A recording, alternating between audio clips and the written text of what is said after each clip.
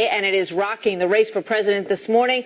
Brand new emails that have now been uncovered, phone records that match up with them and expose deep ties between the Clinton Foundation and Hillary Clinton's State Department. Good morning, everybody. Lots to go through here this morning. I'm Martha McCallum. And good morning, Martha. Good morning, Eric. And good morning, everyone. I'm Eric Sean in for Bill Hemmer this morning. You know, she said she turned everything over to the feds. But guess what? Now the FBI finding nearly 15,000 previously unreleased emails, and a federal judge is demanding that they be released immediately. Buried in those exchanges, top aide Huma Abedin giving special access to the Crown Prince of Bahrain, who was a major, like $30 million donor to the Clinton Foundation. And on top of that, another watchdog group has now found hundreds of phone messages from a foundation executive to Cheryl Mills, who is Hillary's chief of staff during her time at the State Department. And Donald Trump seizing on this new information, calling for a special prosecutor to be named right now. The amounts involved, the favors done, and the significant number of times it was done require an expedited investigation by a special prosecutor immediately. After the FBI or Department of Justice whitewashed Hillary Clinton's email crimes, they certainly cannot be trusted to quickly or impartially investigate Hillary Clinton's new crimes, which happen all the time. So we've got Team Fox coverage for you. Mike Emanuel has reaction from the Clinton campaign. John Roberts is with the Trump camp, and Byron York standing by for analysis this morning. So let's get started with you, Mike, laying out what we have learned here. What's in these new emails? Well, Martha, nearly 15,000 emails collected by the FBI, which could be released just weeks before the election. There are also a group of emails showing the interaction between longtime Clinton aide Huma Abedin and longtime Clinton Foundation executive Doug Band, released by the advocate group Judicial Watch, showing some of the interaction between the two. One from June 2009 showing basically Band trying to get a meeting for the Crown Prince of Bahrain with Secretary Clinton, a prince who had committed $32 million to the Clinton Global Initiative. There are also nearly 150 messages left for State Department Chief of Staff Cheryl Mills by the Clinton Foundation's Chief Operating Officer over a 2-year period. That's according to call logs released by the State Department in response to a Citizens United lawsuit. There was this reaction from a State Department spokesman. Secretary Clinton's ethics agreement at the time did not preclude other State Department officials from engaging with or having contact with the Clinton Foundation. In Hollywood last night, Clinton had a lighter moment with late-night host Jimmy Kimmel. Are you enjoying being a grandparent? It is the best, Jimmy. Do you wish you had more time, that this campaign didn't coincide with the kids being so little? Well, I think I'd be distraught if we didn't have FaceTime. Oh, I really do you do that a lot? All the time. Have you considered using FaceTime instead of email?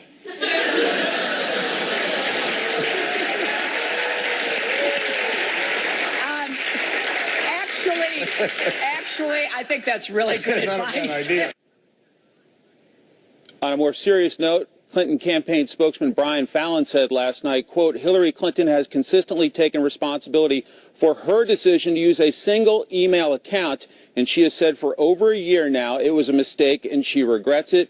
But this email issue continues to linger, with more potentially coming out ahead of Election Day. Martha? So, Mike, how's the Clinton campaign responding at this point? Well, they are responding to attacks on the Clinton Foundation by essentially saying that they will change procedures if Hillary Clinton is elected president. They are also punching back. There's Clinton campaign chairman John Podesta attacking Donald Trump, saying essentially that Trump needs to come clean about some of his business practices, about his complex network of for-profit businesses that are hundreds of millions of dollars in debt to the big banks. And Clinton running mate Tim Kaine defended the foundation's work. Today, you raised some questions about the Clinton Foundation.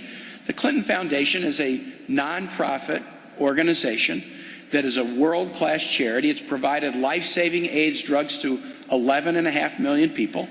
And all the donors to the foundation have been disclosed. And the foundation has said, I'll go further. We'll restructure itself completely if Hillary Clinton is elected president. That's a pledge. It is clear the Clinton campaign and its allies took attacks on the foundation very seriously with their swift response. Martha? All right, Mike, thank you. Well, meanwhile, on the Republican side, as Mr. Trump calls for that special prosecutor to investigate Mrs. Clinton, there are no new questions this morning on whether or not he is softening his stance on immigration. His campaign denying that, but they've canceled what was supposed to be a big speech on that issue on Thursday in Colorado. John Roberts reporting live outside of Trump Tower here in New York City on the Trump campaign. John, let's first start with the Clinton situation and those emails and Mr. Trump's call for a special prosecutor. Eric, good morning to you. You know, there's an age-old tactic in politics, and that is when your candidate's or when your opponent's campaign is running off a cliff, don't do anything to interfere with that. And that's the philosophy that Donald Trump is employing this week. He was going to be talking all about immigration with a big speech in Denver planned for Thursday. They've decided that because of this controversy involving the new 15,000 emails that had just been discovered, as well as all of this news about the Clinton Foundation and whether or not people were buying access to the State Department, they've just decided we're going to sit back and let that drive the news cycle. But of course, they're also going to throw a little bit of wood on the fire. Last night in Akron, Ohio, Donald Trump insisting that a special prosecutor has to look into this because the Obama administration, Department of Justice, can't be trusted to conduct a fair and impartial investigation. Here's what Trump said last night. The Clintons made the State Department into the same kind of pay-for-play operation as the Arkansas government. The Justice Department is required to appoint an independent special prosecutor because it has proven itself to be really, sadly, a political arm of the White House. That is a point that the Trump campaign is going to continue to drive home. They released emails about it this morning. He's likely to talk at length with Sean Hannity about it in the town hall. He's likely to talk about it tonight in Austin at that big rally, as well as one tomorrow in Tampa, and then tomorrow night in Jackson. Plenty of opportunity this week, Eric, for Donald Trump to drive that point home. And absolutely, and John will be dealing with this and going through it and reporting on it through the next 2 hours. John Roberts reporting from Trump Tower. Thank you. Martha? So let's dive a little bit deeper into this whole email issue. In one exchange, longtime Bill Clinton aide Doug Band writes to Huma Abedin, the CP, or Crown Prince of Bahrain, is in town and would like to see then Secretary of State Clinton, calling him a, quote, good friend of ours. She replies saying that the Crown Prince has tried to meet with her through, quote, normal channels and that Clinton didn't want to commit.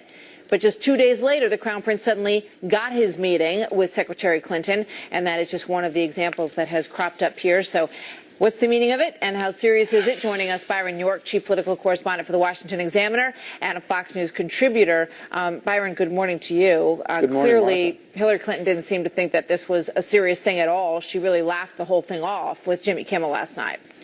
You know, she's going to have to do more than that, because this actually does seem to illustrate what Donald Trump was talking about when he said pay for play. You have this foreign official, comes to the U.S., wants to meet with the Secretary of State, can't get a meeting through regular channels, goes to the Clinton Foundation, where Bahrain has given a lot of money to the Clinton Global Initiative especially, and the Clinton Foundation goes back to Hillary Clinton's office, said, hey, this guy's a good friend of ours, you know, you might want to let him in, and he gets his meeting. So it really does appear to be kind of a classic pay-for-play situation. You know, if at the very least, just the disclosure that these aides are spending all of this time on this Clinton Foundation stuff, right, going back and forth, answering these emails, setting up meetings. I mean, this is when Syria is imploding, ISIS is on the rise, this is the State Department. It seems that and no doubt they were dealing with important business as well, but there's a lot of time and effort going into this stuff, Byron.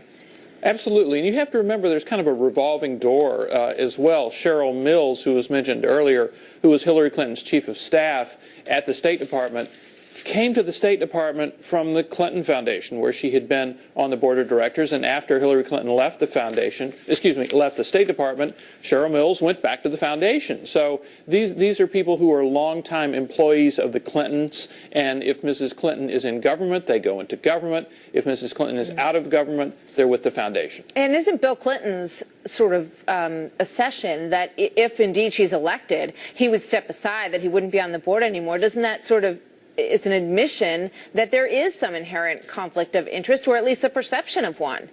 It's a huge open door for Republicans, not just for Donald Trump, but for the Republicans on Capitol Hill who've been calling for more investigation, not just of the foundation, but also an investigation of the FBI's investigation of the emails, because this is basically not just the Clinton Foundation, but now Bill Clinton himself. If Hillary Clinton is elected, they'll take off role in the Clinton Foundation. Just quickly, Byron, one last thing for you. Why didn't the FBI investigate her under oath? And why were they only scratching down notes and not recording everything for public record? Well, I'm told, I mean, this is standard procedure. There's a report called an FBI 302 form where if you do an interview with someone, agents take detailed notes. But this is by hand, sometimes with a computer, but they take detailed notes. They don't make a transcript. They don't make a recording. I'm told that sometimes changes, that is sometimes used these days, but it was not used in this. And to add to that, now that Republicans on Capitol Hill have gotten to see some of these FBI documents from the investigation, they're saying the FBI has heavily redacted them. They've blacked out large parts of them, and Republicans don't know why these parts were blacked out. So you're going to see a fight over that as well. It's a very legitimate question. I mean, you would think in such a high-profile case there would be a transcript of this conversation, of her answers to all of the questions, which apparently just does not exist, which I think a lot of people remember, find surprising. Martha, yeah, Byron. They did that interview 3.5 hours with Hillary Clinton on a Saturday afternoon, and within 48 hours they came out and exonerated her. So you have to wonder, were they looking for so-called process crimes, whether she was telling the truth about every single aspect of this, or were they in a kind of a rush to make a decision? Looking to put it behind them, perhaps. Byron, thank you very much. Good to see you this morning. Thank you, Martha. Well, it's becoming a disturbing new trend by the radical Islamic terrorists of ISIS. And now there's that new shocking video showing Iraqi police removing a suicide belt from a 15-year-old kid. This after that bombing by a 12 to 14-year-old in Turkey. We'll have the details of ISIS using children to blow themselves up and kill others. And with waves of refugees streaming into Europe from the Middle East, the head of the European Union is now calling for an end to national borders around the countries of Europe. How would that work? And people in Louisiana in the flood zone today getting ready for a visit from President Obama. You know, some people criticized him for not interrupting his vacation in Martha's Vineyard when he went golfing. To do this, the governor had asked him to wait a couple of weeks, but he will be there today, and we'll bring you all the details coming up on America's Newsroom. It's neighbor helping neighbor. We're not relying on anybody else. We're not waiting for $400 million that might have gone to Iran to come to us. We're here taking care of ourselves. Wow. It's a tribute to you and your community.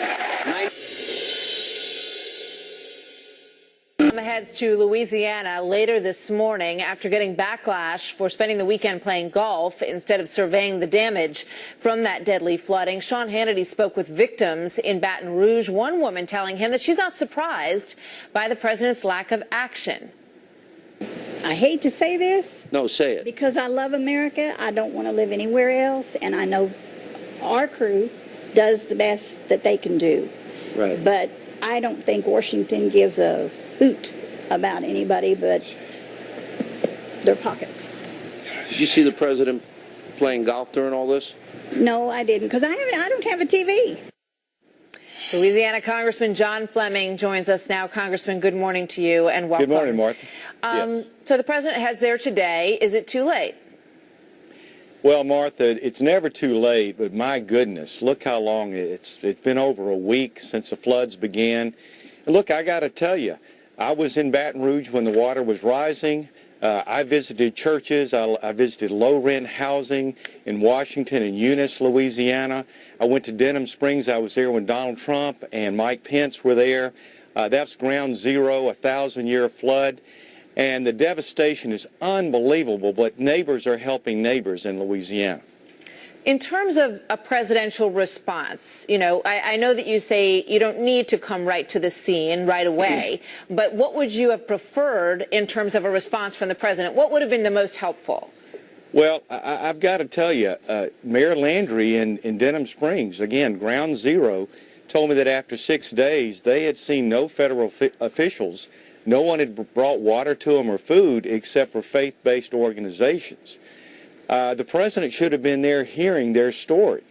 And, there's something about heart here. There's something about emotion, psychological support. These people are crying on people's shoulders. They cried on my shoulders. They were talking about memories that were destroyed in their homes. And the president out playing golf.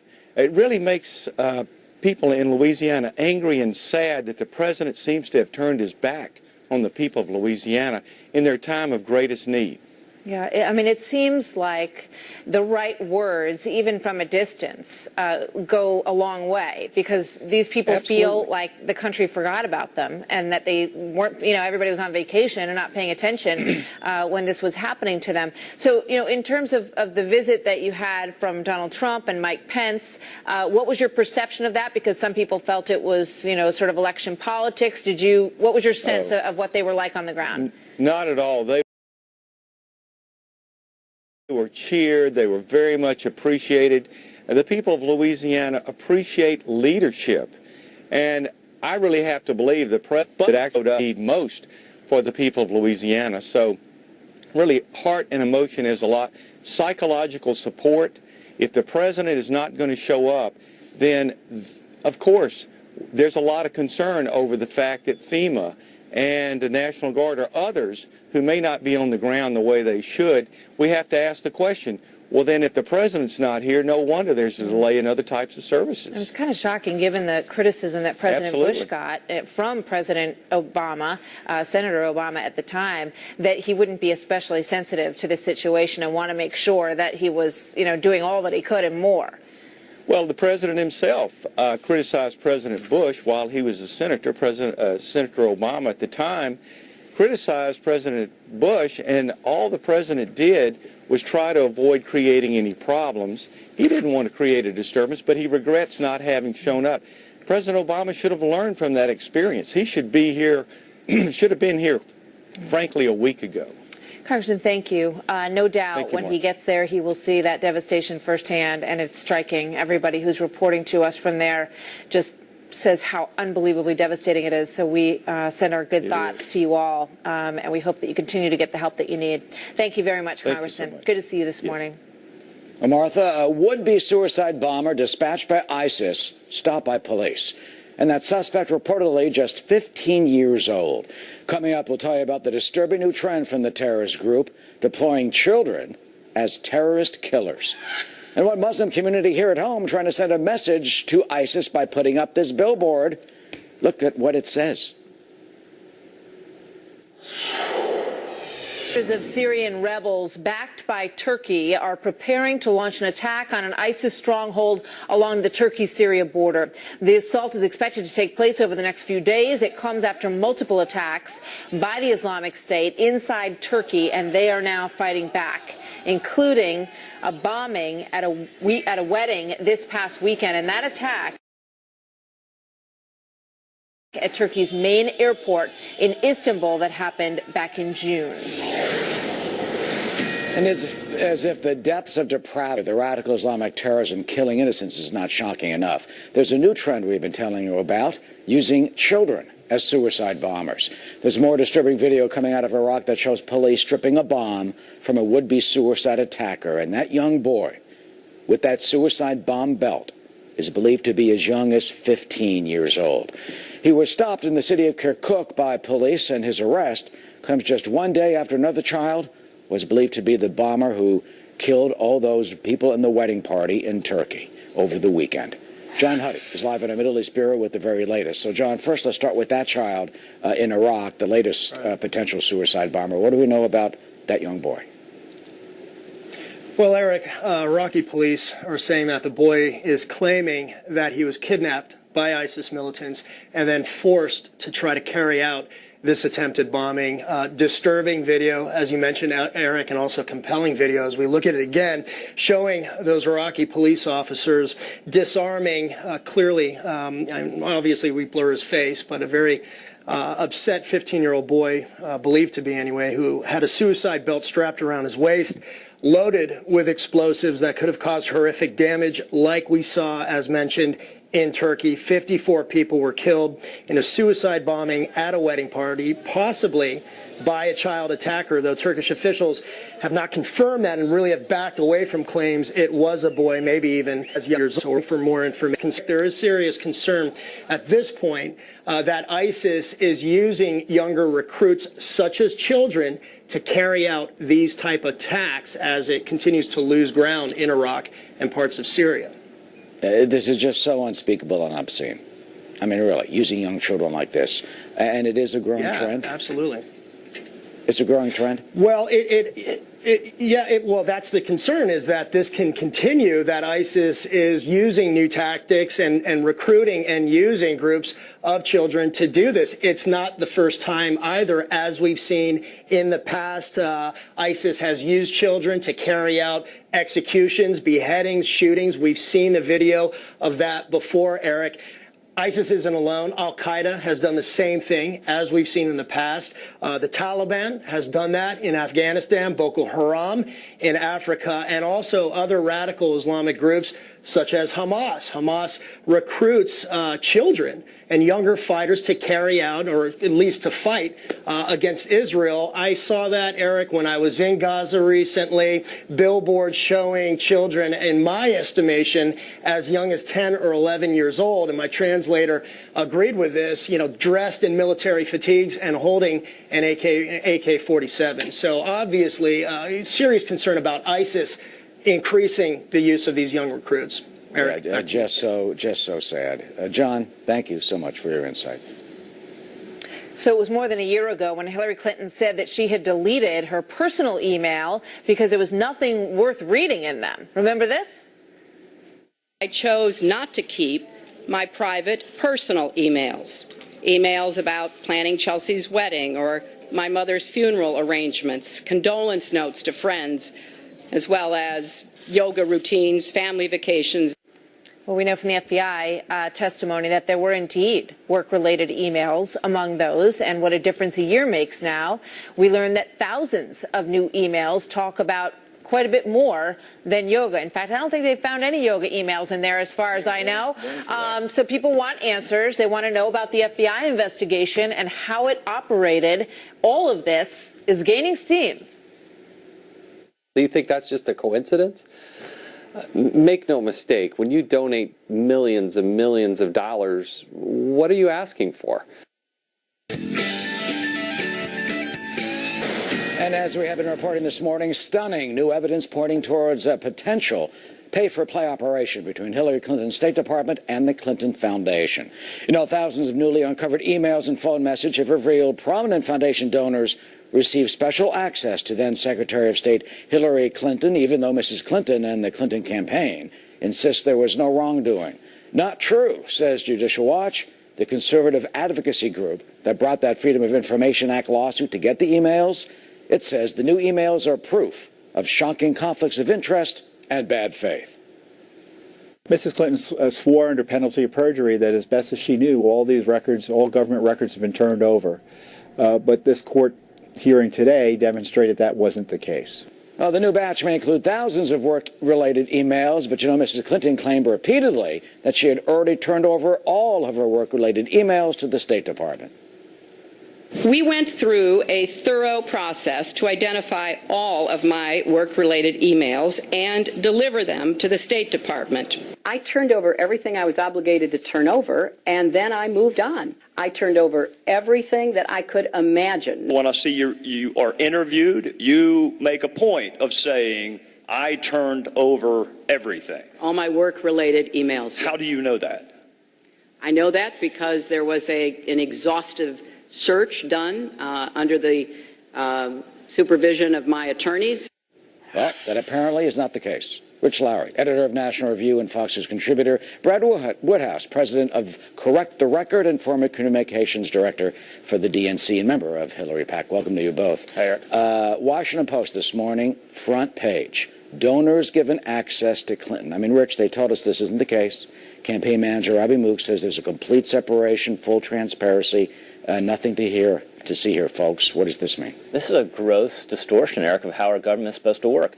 People gave money to the Clinton Foundation. In exchange, they got access to high government officials who are supposed to be focused on doing the public's work, not doing the work of some other private interest. So this is horrifying, and a lot of the media is trying to set up this new distinction. Oh, they're just paying for access. We have no evidence they actually bought policy or state action. But buying access is bad enough. It's disgusting, and it's why people think our government is broken and can't be trusted. Brad, how do you explain this?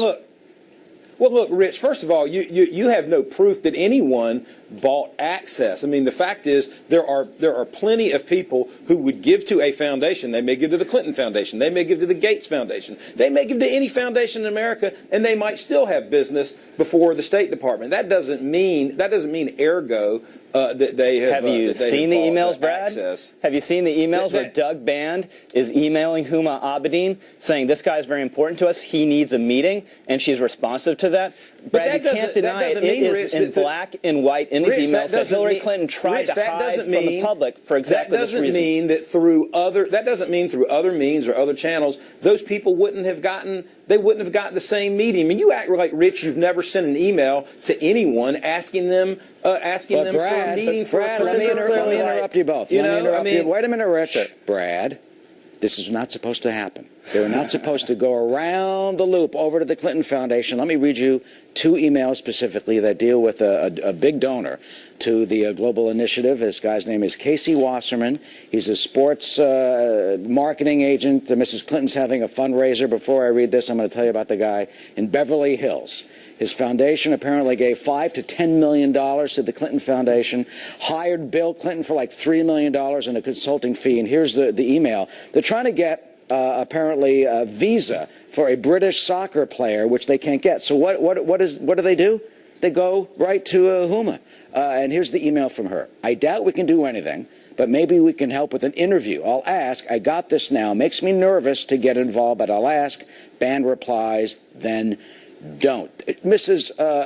Abedin, Huma, is admitting right there she's nervous. She knows something is wrong. She basically realizes said no. This is not good. No, she said, in not so many words, she declined. In not so many words, she declined the request. I mean, that's a courteous way of declining a request. I mean, Rich, what you all want to do is paint the worst possible. I got to give Brad credit. He is earning his pay this morning. This is a real manful effort. But there's a reason Casey Wasserman, he could have just given to the Red Cross. He didn't have to give to the Clinton Foundation. And why all these political donors, why all these foreign interests, hold on, Brad, the reason why they gave the Clinton Foundation is they knew Doug Band worked for a former president, was tied in perhaps to a future president and to the current Secretary of State, and they could get government favors for it. Brad, that is just plain as day. There's no way to deny it. Don't even try. That is not plain as day. That is not plain as day. You don't have a shred of evidence to suggest in the emails. That anything untoward occurred. I mean, emails about meetings are what, Rich? They're emails about meetings. Brad, that's access. That's what the critics are claiming. They paid Quickly, for access. 30 seconds left. Brad, what's going to happen? She's going to get indicted? What's going to happen? Well, of course she's not going to get indicted. She already hadn't gotten indicted. We already had an FBI director that Republicans love and have praised through the years who said that no reasonable prosecutor would bring any case related to these emails. They have a dumpster fire of a candidate on their side, so they want to continue to peck at this issue to try to save down ballot candidates from Donald Trump. In sheer political terms, Eric, I think the Clinton email, just the fact that she used the private email, is baked into the cake. People have decided about that. But what they haven't decided about, what they haven't really heard for, is this kind of pay for play. And it's a major vulnerability of hers and a major test for Donald Trump. He needs to make sure this week is about nothing else. Nothing else except for these Clinton emails. Well, she told us it's all about the yoga and the wedding, and all the stuff was turned over, and that's not the case. Brad and Rich, thank you. Thanks, Eric. Well, get them out. Get them out. So Hillary Clinton, as you guys have been talking about, trying to laugh off concerns about her email investigation and her family's foundation.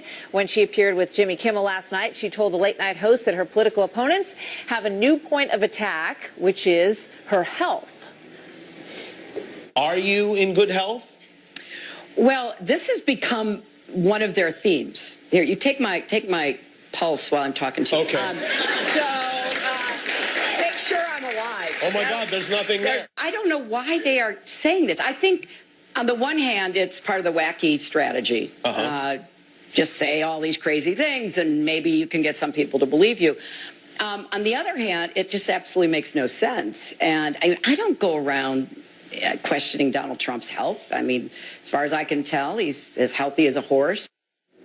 So just to be sure that she was okay, Kimmel had her open a jar of pickles, which she did successfully, which is always the clear test for overall health, right? She didn't even, did she use one of those things that you can go buy at the store? No, she did it with her bare hands. All right. I need that rubber thing, to do that. Well, meanwhile, Europe, have you heard about this? We know it faces a range of challenges from the flood of refugees, terrorism, and sluggish economy. But get this, one top European official has been calling the national borders, quote, the worst invention ever. What does he mean? We'll tell you coming up. Plus, a life and death situation that was caught on video. A fire tears through a home, and the hero police officers who saved 3 lives. I called the cops right away, so if I didn't call the cops right away, then we'd probably all be dead. You could see that, the fear on their faces as they're coming down. They said, drop the baby, and they just dropped the baby, and they caught the baby. During a massive fire that tore through a house in New Jersey.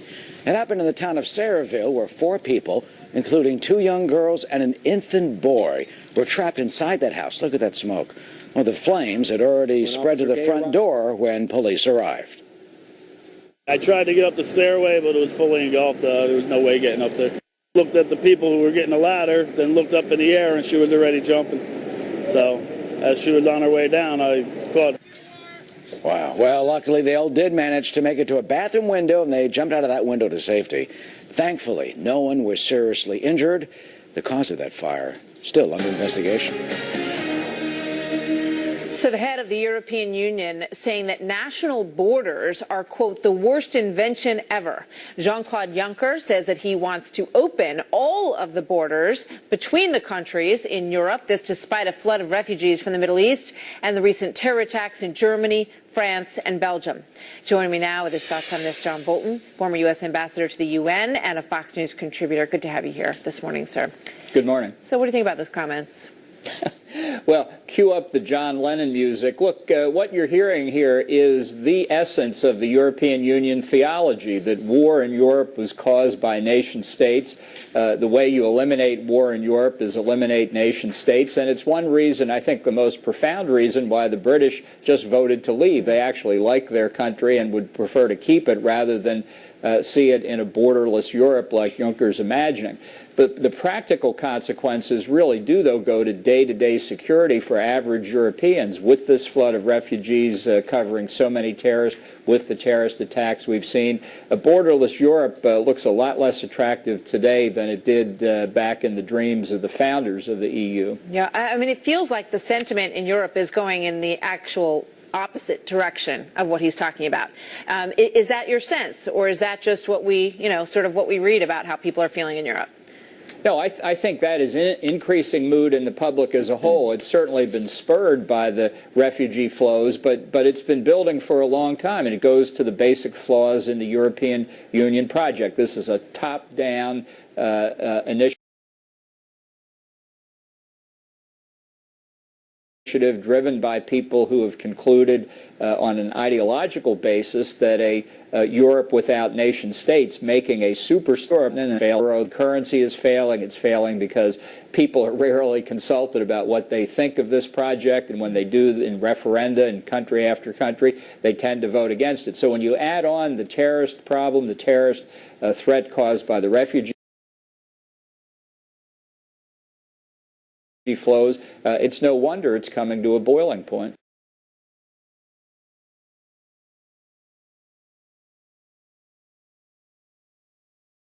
You're also, of course, sensing these themes in the election process here at home as well. And Hillary crimes get to stay, collecting Social Security benefits, skipping the line. Our border open, it's more of the same, but worse.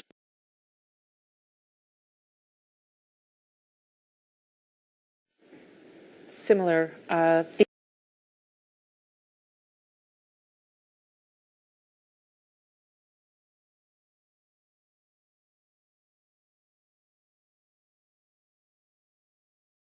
theme from what you're seeing debated in Europe, right? Well, I think there are two things going on. One, inside Europe, which has never been as much from people from outside of Europe entirely. The Middle East has wanted to move to Europe for 1,000 years or so. They're having pretty spectacular luck these past few years. So in terms of Juncker, you know,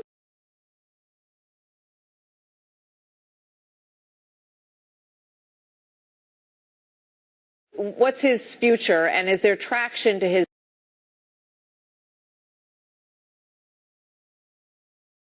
statement, or, you know, is he isolated within the EU and the other sort of the Euro, as they're called, that has helped fuel the anti-EU sentiment within all the member states to a lesser or greater extent. And it really, to me, it highlights the virtues of just good old-fashioned representative government. Before you put somebody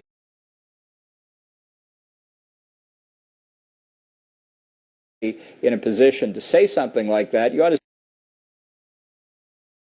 see if he can get elected by real people outside of his native country, Luxembourg. Yeah. You know, it's interesting to watch when you look at these elections. Sarkozy has now announced that he's going to run again in France. What kind of impact do you see on the elections in Europe from this?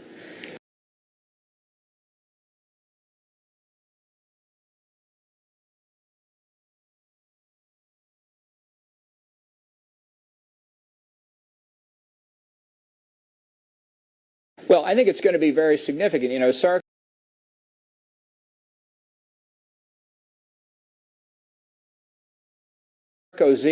who was thought to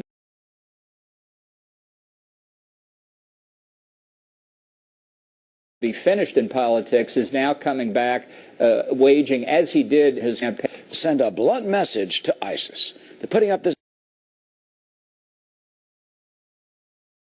billboard. Why, they say they are taking a stand. Sad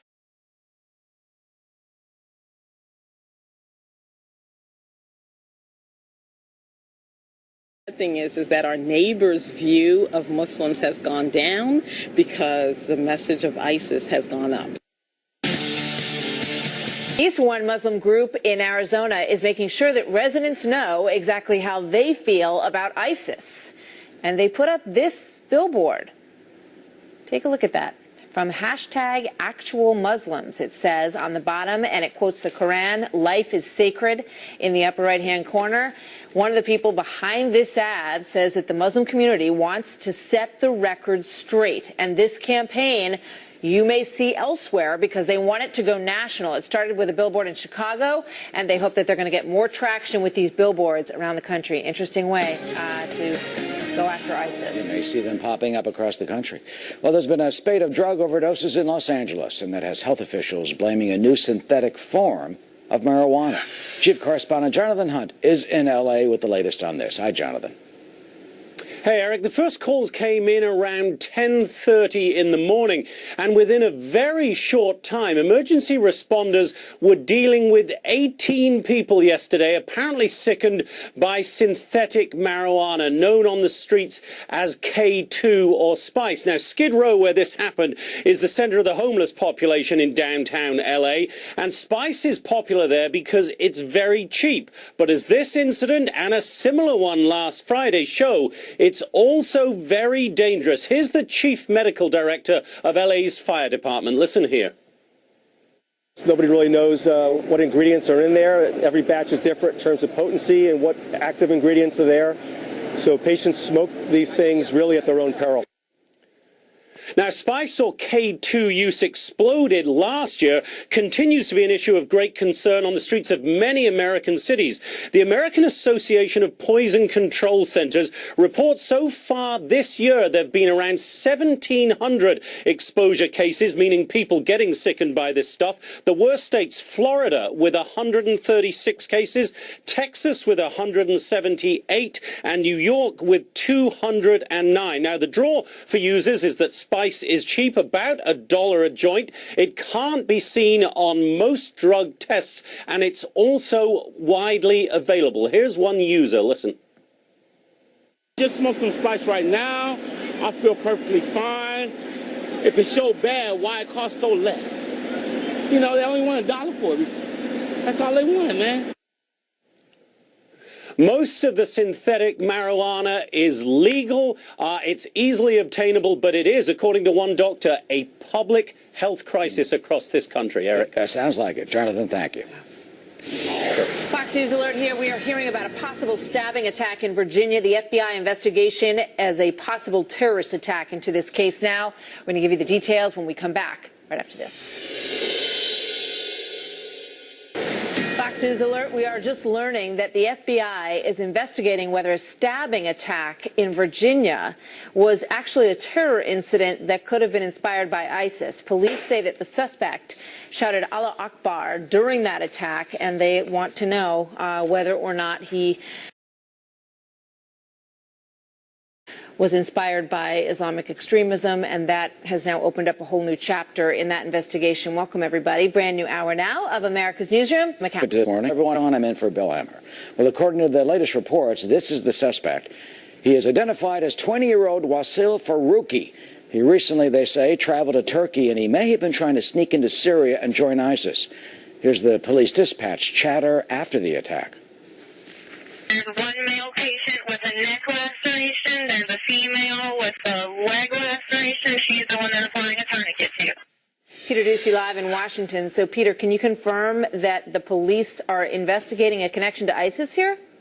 We can, Martha, and it's because the attacker was reportedly screaming Allah Akbar while he tried to behead one of the victims. And we're told the Roanoke Police Department immediately called the FBI when details like that started to come in. So now the Bureau's special agent in charge of the Richmond Division is telling us that, quote, the FBI is working with the police department following the incident that occurred on Saturday evening. While I cannot discuss the details of the investigation at this time, I do want to reassure the community that we are working to determine the nature of the incident. The man in custody charged with 2 counts of aggravated malicious wounding is Wasil Farouki. He's 20 years old, and he's being held right now at the Western Virginia Regional Jail without bond. ABC News is reporting that Farouki did recently try to sneak into Syria to link up with Islamic State fighters, but Saturday night his trip was to the Pines apartment in Roanoke. That's where he ambushed a man and a woman with a knife. The man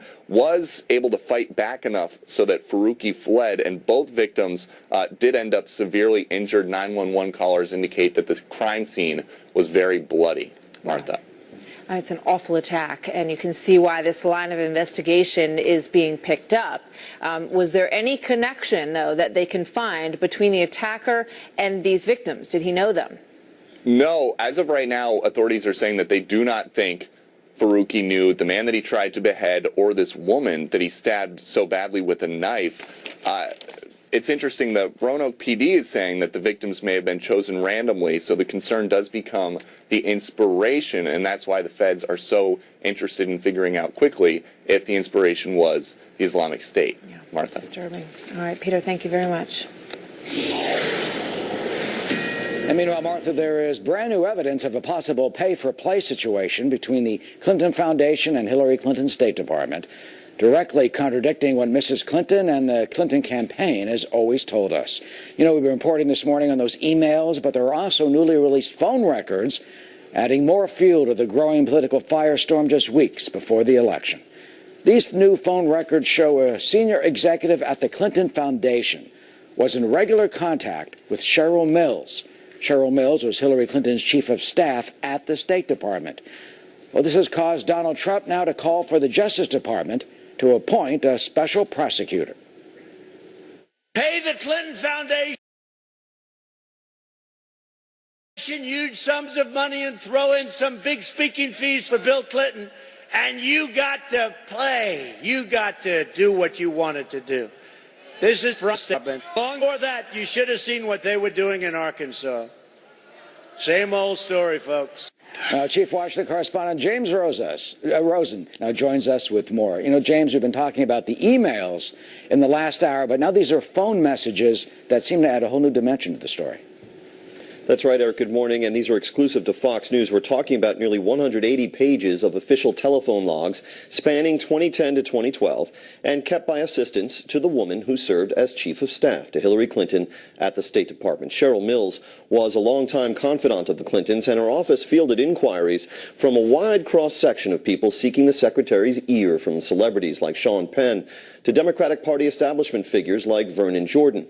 By an exponential factor, however, the greatest number of messages, 148 in all, were left by Laura Graham, then the chief operating officer for the Clinton Foundation. One of Graham's messages referenced "our boss" without identifying that individual. Elsewhere, Graham referenced former President Clinton, using his initials in a message that read, "Please call. WJC is looking for her," meaning Graham, "and she wants to talk to you," meaning Mills, before she talks to him.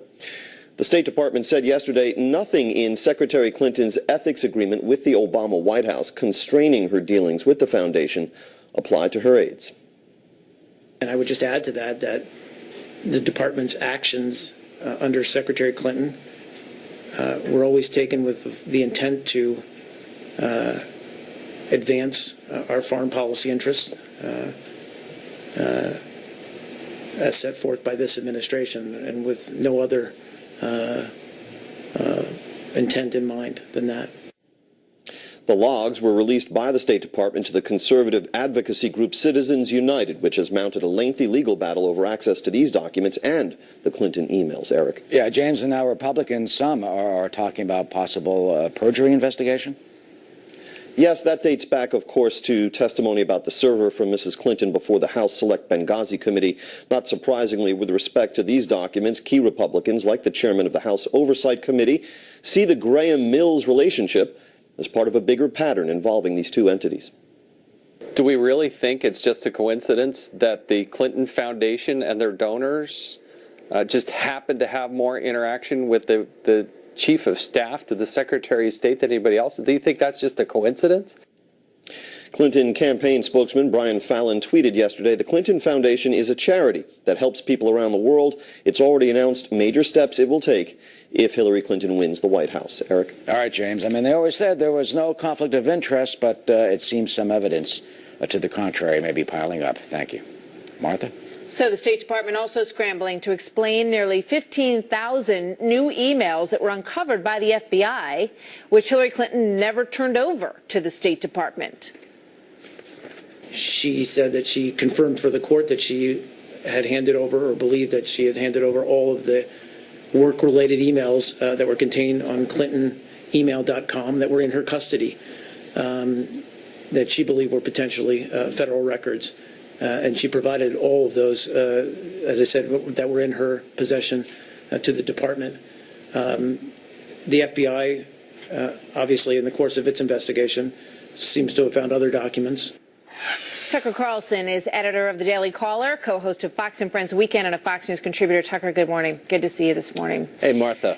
You know, I mean, it's very difficult when you have a separate server where you're sort of running your own off-site government entity that is processing stuff for the foundation and for the State Department. I mean, the fact that everyone's just supposed to accept that this is fine and that she said she turned it over, but she didn't, and there's thousands more of them that they're finding out there, and we're just supposed to laugh it off on Jimmy Kimmel and just pretend like there's no there, or at least nothing to talk about or look at, is quite striking.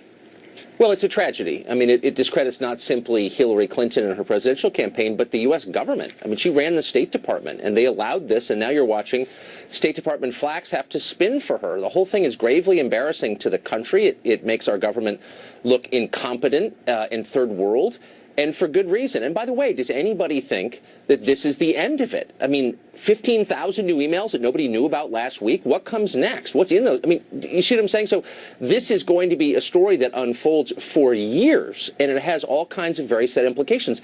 And keep in mind, Hillary Clinton, as of today, is likely to be the next president of the United States. What does that mean? It means it's going to be pretty hard for her to dodge this story if elected, and that's bad for all of us. And I know that you're critical of the press on this, because if the precedent is set that, you know, we're not supposed to care about this, and this is not a story, and that it's all sort of designed to make sure that Hillary Clinton doesn't get elected, that people need to do their jobs and look into this story. If that goes by the wayside and she's elected president, well, why would they be careful with, you know, any of this stuff? Because it's unlikely to change. I mean, the press has a meaningful role in keeping the government honest. That's the whole reason that we exist. Look, we knew years ago that Huma Abedin, her closest aide, was also working at the Clinton Foundation. People basically ignored it. Look, here's the truth, and everyone knows it.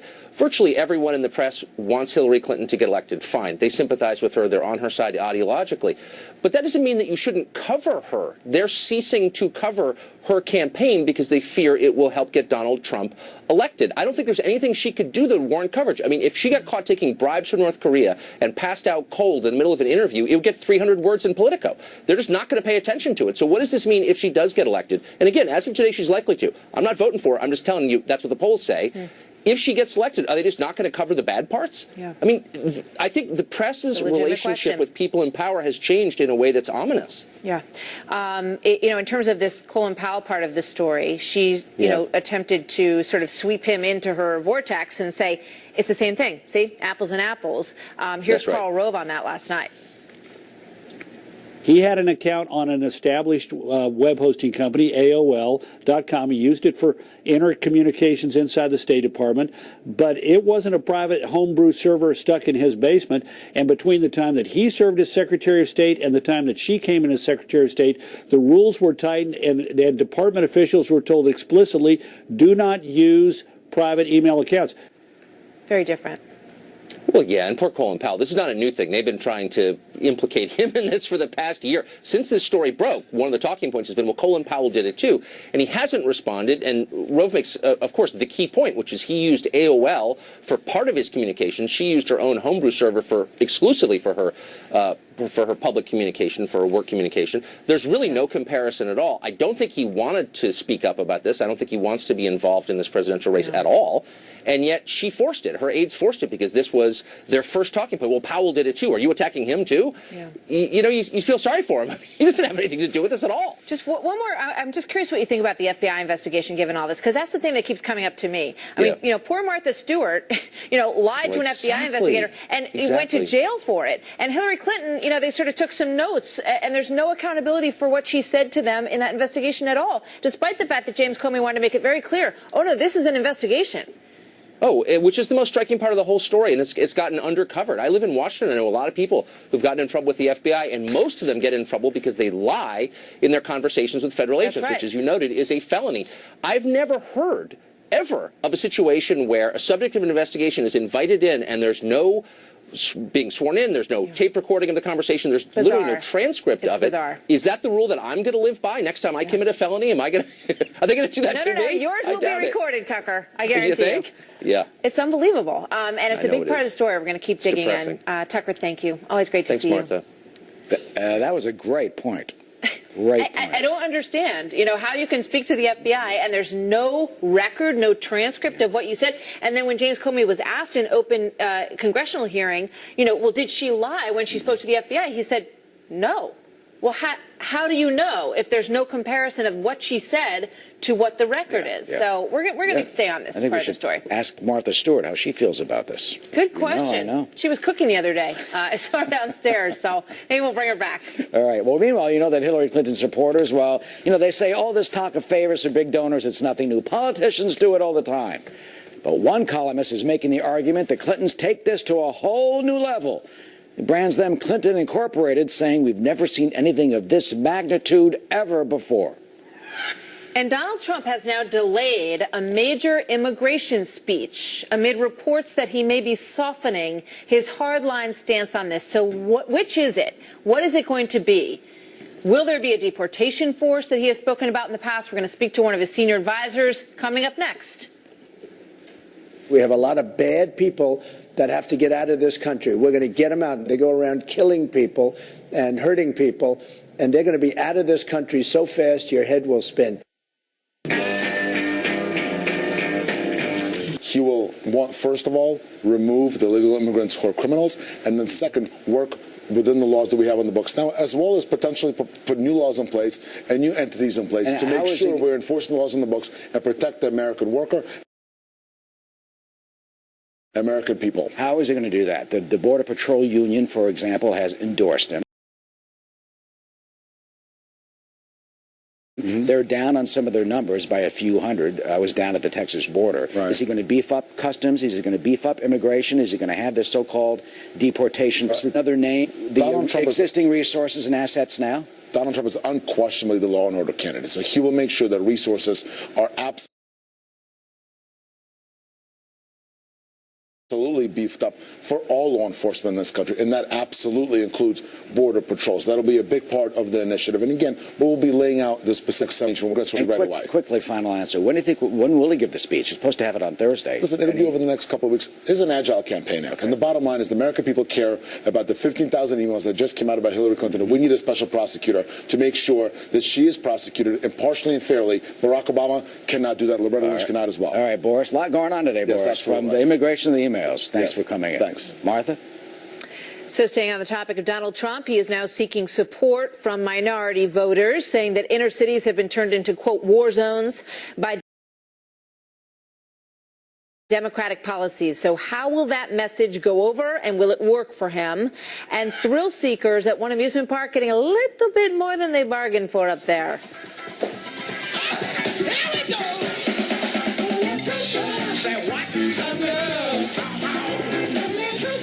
Obama is headed to Louisiana to tour the devastation there as thousands of survivors clean up from the deadly flooding they've experienced over the past week and a half. We have Fox team coverage for you. Will Carr standing by with a look at the recovery efforts. But we begin with Kevin Corke live in Denham Springs, Louisiana, which is the heart of the worst of the damage, and he is covering the president's visit. So, Kevin, what is on his agenda once he touches down there? We can expect at least three things for sure. Number one, he's going to meet with his team. That includes FEMA and, of course, the Department of Homeland Security. He's certainly going to meet with state and local officials and ask them again what, if any, federal assistance they may need moving forward. And then third, we expect the president to, of course, meet with the people who have been impacted right here on the ground by this devastating storm. And I can tell you, clearly, Martha, sometimes the pictures really don't capture the full scope of what we see on TV. And I can tell you, being here now really changes things.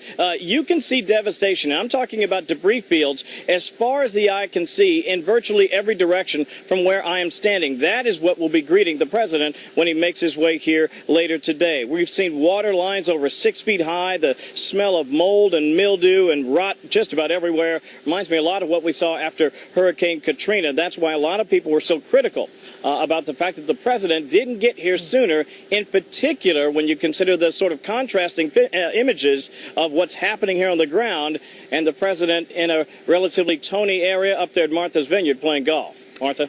Yeah, we're just looking at live shots of the president. He's at Andrews Air Force Base as he makes his way now onto Air Force One for the trip to Louisiana. He just came over on Marine One from the White House. That's the way he travels. And there he goes onto Air Force One. Wave from President Obama as he heads to Louisiana. And clearly, as you point out, he's been criticized for not coming sooner. And how is the White House responding to that criticism, Kevin?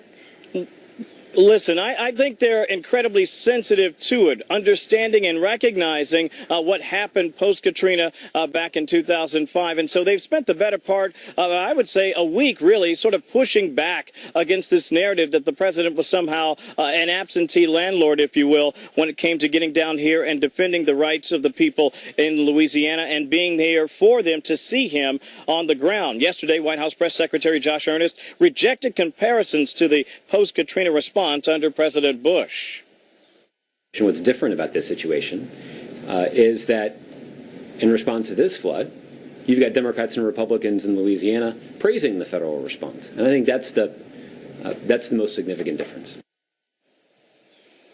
And, of course, the president, as you pointed out, en route to here in Louisiana, as you continue to look at just a snapshot of the devastation, again, that is in every single direction here, Martha, really striking. It'll be interesting to see what his perspective will be when he gets here on the ground. Of course, we'll bring that to you right here on Fox News. But for now, Back to you. All right, Kevin, thank you. So meanwhile, thousands of people trying to cope with the damage that was caused by that heavy flooding. An estimated 60,000 homes have been damaged. At least 40 state highways are closed to traffic still. And there's the very beginning of the cleanup effort. Will Carr is live in Baton Rouge with the latest from there. So, Will, how are things going in Baton Rouge today? Well, Martha, this is definitely going to be a long recovery process, and we want to give you a visual of exactly what President Obama is going to see today. We're driving down a street here in Baton Rouge, and we've seen this street after street. Debris piled in front of homes here. Over the past 3 days, homeowners have really gutted the inside of their houses. They've taken all of their possessions that were destroyed by these floods, and they've put them out here. Really, walls of their personal possessions are what's left of them. We're told that this could take 3 months to clear throughout this entire area. 110,000 residents have filed for federal aid, and now many are voicing their frustrations to us about problems they're having with insurance. They tell us they thought they were fully covered for this, finding out that they're not. These are all things that they want President Obama to be aware of. Take a listen. There was a lot, saying that our leaders weren't really doing anything, but,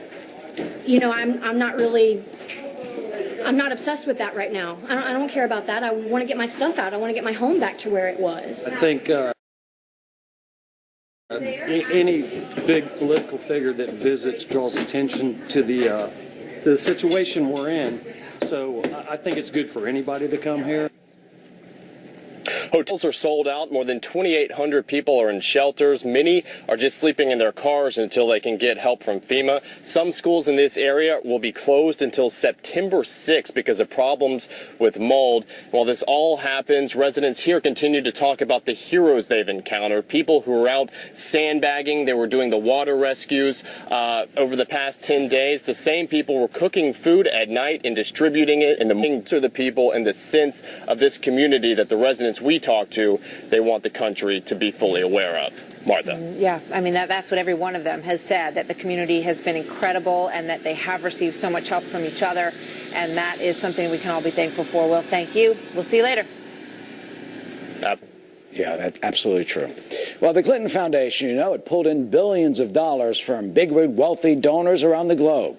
Do you think they expected anything besides charitable works in exchange for all that dough? And a slugger hits one out of the park. Literally. Just wait until you see where he hit, where that ball landed.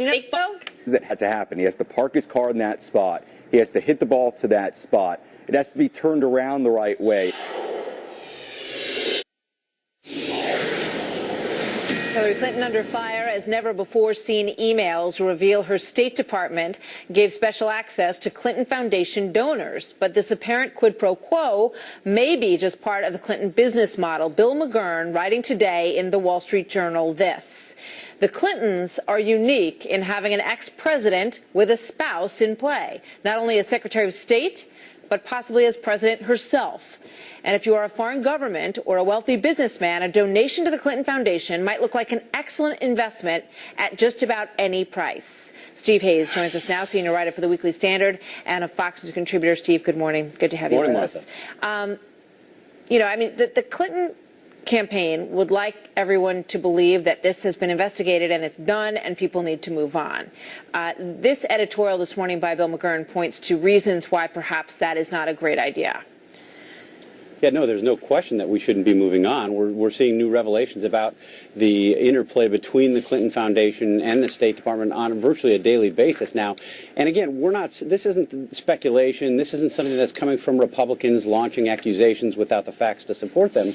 These are things that we're seeing in black and white in emails between State Department officials, including Hillary Clinton, discussing what would be done for Clinton Foundation donors. I mean, this is a huge story. It's a huge problem, and it's the kind of story I think that would have potentially sunk any other campaign in any normal election year. But the argument from the Clinton campaign, Steve, is that the foundation has done a lot of good in the world, and that nobody was ever given anything with the understanding, no donation was accepted with the understanding that it would parlay anyone in government from another country to get what they wanted from the State Department, that there's no actual evidence of a connection.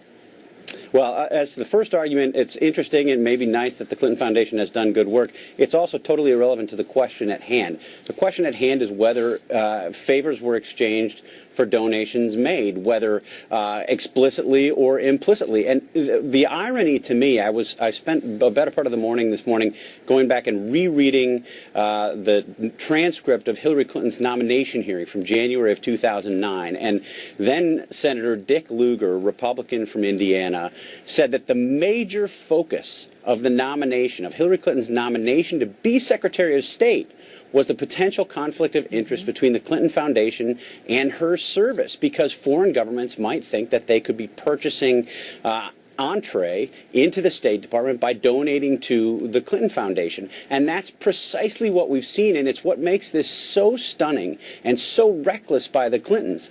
We knew this was going to be a problem. They knew this was going to be a problem. They had to draft a special memorandum of understanding between the Obama administration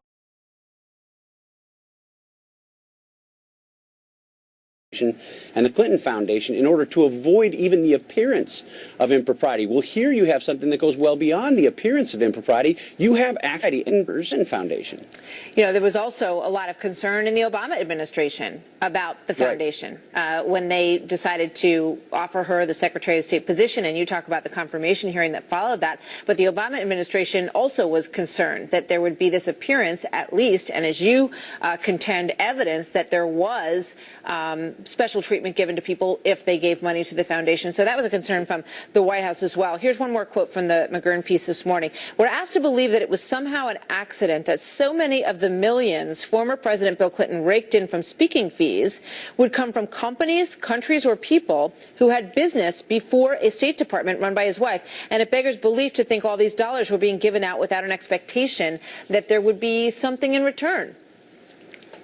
Yeah, exactly right. And we know from the emails that it wasn't just that these donors sought access to the State Department, but that they got access to the State Department. And again, explicitly, directly, because they had given to the Clinton Foundation. That is discussed in the emails. So there's no question that at least on that level there's a quid pro quo. I think beyond that, you have a whole series of additional questions, some of which you discussed with James Rosen earlier this hour. I mean, why was it that head of the Clinton Foundation, Jeff Mills, the chief of staff of the State Department, and why was it that Cheryl Mills, as chief of staff of the State Department, traveled to New York to interview potential new leaders for the Clinton Foundation? I mean, remember, Hillary Clinton in July of this year said there was absolutely no connection, those were her words, absolutely no connection between her work at the State Department and what the Clinton Foundation did. We can say definitively that that was a lie, it was untrue, it's not supported by any evidence, in fact, it's contradicted, and I think that's the reason that you have so many people and hopefully so many journalists continuing to look into this. Steve, thank you.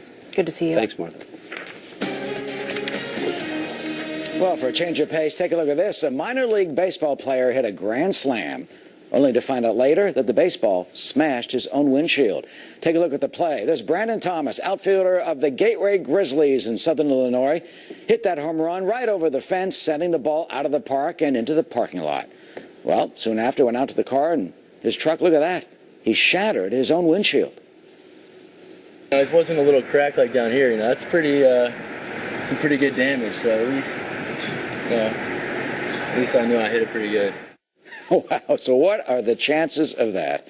Well, Brandon's team went on to win 17-6. Brandon was drafted out of Georgia Institute of Technology by the Yankees. So with A-Rod gone, maybe the Yankees really need him. So Donald Trump and Hillary Clinton gearing up to go one-on-one. This is going to be the most interesting chapter to come in this whole thing. She has decades of experience, and he survived 11 rounds in the Republican primary. Does either have the upper hand on the debate stage? And take a look at this human stampede. What led hundreds of people racing through the streets of one city in prime time. You know, got the first bout in the ring in just a month from now. The first debate will be held on September 26th at Hofstra University in New York. And right now, both campaigns are beginning to dig in with debate prep. Mr. Clinton and Mrs. Trump, Mr. Trump and Mrs. Clinton, both talking about their debate strategy last night. How do you prepare for a debate with Donald Trump? Oh, I'm here to ask for your help. Oh. You've got to be prepared for, like, wacky stuff that comes at you. And I am drawing on my experience in elementary school. You're going to be the guy you were in the Republican, boom, take no prisoners, or are you going to be a little bit more measured? Well, I don't want to really say that. I'm not sure exactly which way I'm going to go, but I may be the way I was, and I may be a much different person. I can't tell you. All right. I don't think I'd tell you. You know what? If I knew, I don't think I'd tell you. So what will this matchup be like? Alexander Smith is the president of the College Republican National Committee. Jessica Tarloff, a Democratic pollster and strategist and senior political analyst for Schoen Consulting. Alexander, Jessica, welcome. Man, oh man. Talk about the rumble in the jungle. The thriller in Manila. This is going to be at Hofstra. Alexandra, let's start with Donald Trump. What first does he have to do? I think that, it would be a huge mistake for Hillary Clinton to underestimate Donald Trump. Don't forget, Hillary Clinton was operating in a rigged system where the debates were around holidays. I remember wrapping Christmas gifts around the Democratic debates. Yeah, Saturday nights. They were like buried on Saturday night. Bernie Sanders complained about that. Yep, and she only had one serious opponent. The rest of them were polling in single digits, whereas Donald Trump competed in prime time, much more watched debates than the Democratic debates. There were more of them, and the candidates that he was competing with were all atop the polls at some point in the race. So the stakes were a little bit higher on the Republican side. I think that one thing he could do to prepare for the debates is watch the 2000 Senate debates between Hillary Clinton and Rick Lazio for the New York Senate race. That was that year. If you'll remember, Rick Lazio sort of marched over to Hillary Clinton's podium with that pledge and demanded that that she sign it. And if you'll remember, the reviews were sort of this, this thought that maybe it was a little bullying, I was up in Buffalo covering that moment, and when he walked over to give her a piece of paper to try to sign the pledge, I mean, Donald Trump could be much ruder. Are you concerned and worried in terms of his tenor or attitude that it could go wrong? I think that he should be himself. I think that what the American people are looking for is that they're looking for something that's unscripted. They're looking for an alternative from Washington. They're tired of the old sort of talking points, tested poll, or focus group tested message that comes from politicians. So I think that these are going to be some of the most watched debates in our history. Sure. Jessica, let me get to Jessica. She's got to get a chance in here. Yeah. Well, this is what it's going to be like. It's going to be like bam, bam, bam, bam, bam, Jessica. Yeah, I think it will be. I think Donald Trump definitely needs to watch himself and not come off as rude, and certainly as rude as he was in the debates, the GOP debates. I don't think that calling her Crooked Hillary to her face is going to be effective at this point, because I think that she can stand there. First of all, she's shown herself to be very resilient in the face of these kinds of attacks, and to just kind of say, all right, let him run his mouth. And I think that she's going to be a hardcore wonk, which is what Hillary Clinton does best. And Donald Trump is lacking in specifics on all of his policies. I mean, he was the illegal immigration candidate. Yeah, but right he may have specifics by September 26th. He's been giving policy speeches. Yeah, but they're still light on. I mean, even though they can't appraise his new economic plan at this point with the details that have been laid out, it's a problem. This pushing back the immigration speech from Thursday to an undisclosed time because they're not sure what's going on. And Donald Trump ran on mass deportation and undoing birthright citizenship, for that matter, and now he has to have a think about it. Hillary Clinton's been preparing for this her entire life, so he really shouldn't take it lightly. And when he jokes with Bill O'Reilly about it, I obviously think that it's funny, but he should have a more serious strategy. She's a very serious woman. Well, she was, Alexander, Mrs. Clinton was joking with Jimmy Kimmel, talking about But she's so adorable. Elementary school. I mean, that's a direct dig at Donald Trump, saying that she's thinking back to elementary school, basically calling him a child. Well, and I think that it's one of those things where I think she's she's underestimating where the public is at right now. They're looking for someone to speak simply to them, to speak directly. I think we saw in the Republican debates, there was a lot of substance in those debates. There was a lot of talk of policy. And in the end, that he was the one that prevailed. Obviously, this is a general election. It's a different crowd. But at the same time, the independents are the ones that are up for grabs. And I think that they're the ones that are especially frustrated with the gridlock that they see in Washington. And Hillary Clinton is a creature of Washington. Well, we're up against the clock now. It's going to be one of the most amazing moments is whatever happens when it's over, all the families go on the stage and they all shake hands. So you're going to see Ivanka and Chelsea, who are friends anyway. Right, they are. Frenemies. I think they're actually friends. Melania and Bill Clinton, that hug is what I'm really focused on there. Okay, I'm not going there. Thank you. Thanks, Eric. Take care. Right, Martha? Hadn't thought about that. All right, let's go to Jenna Lee and find out what's coming up on Happening Now this morning. Hi, Jenna. I haven't thought about that either, but now we all are, aren't we, Martha? All right, some big developments today in the race for the White House as Hillary Clinton comes under new fire over her private email server and those other emails that are out. Also, some new questions about the Clinton Foundation and its dealing with the State Department. We'll ask the question, does it matter? Also, new questions about Donald Trump and changes to his schedule this week. We'll talk to the Trump campaign coming up top of the hour. Sounds good. Look forward to it. Thank you, Jenna. So missing for almost 2 years, a NASA satellite lost in space finally phones home. Hello, we found you.